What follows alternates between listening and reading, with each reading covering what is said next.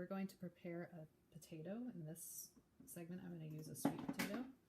So I've got my washed sweet potato. I gave it a really nice scrub with either a sponge or a vegetable cloth. You can peel your sweet potato and potatoes if you like. I think there's a lot of nutrients, including fiber, in the peel, so I leave mine peeled. It may be that when you're cooking it, the peel separates from the skin, and that might be unappetizing to you or your guests, but I like having that additional nutrition. So what I will do is process the ends because they're usually a little dried out. And you're definitely going to want to use your chef's knife for this part. Then usually using a vegetable peeler or a paring knife, you can remove any large eyes that you see. The eyes are basically the seeds of a potato where a new potato could grow. I don't see a lot of particularly offensive ones. This is kind of more of an issue on a other potato, but if there's any little nicks or things you don't like, I've got a brown spot here.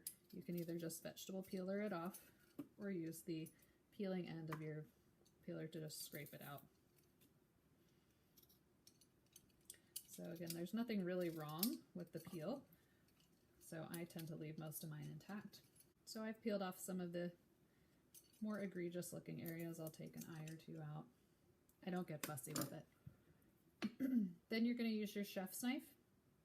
Pierce the top of the potato about halfway down.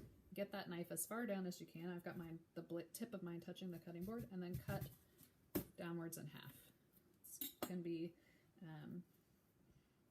hard to do if you've got a firm potato, and then you'll repeat on the other side.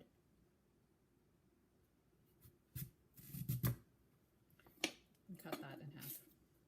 So now that I've got two halves of a sweet potato, I'm going to put the flat side down. Mine didn't cut quite all the way in half. That's okay. And then we're going to prepare this in a medium dice. So you can cut it in half again so you have a smaller amount to work with.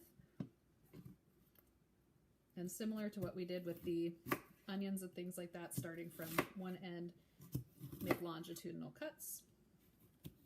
Now you've got your potato here, and then just dice the size that you want. When you're roasting, you want these to be about the same size. If they're a little thick, you can always cut them in half. If you're simmering or sauteing, it doesn't have to be an exact science. You can also cut potatoes into strips, like we did similarly. These would be really nice to roast in the oven to make oven fries.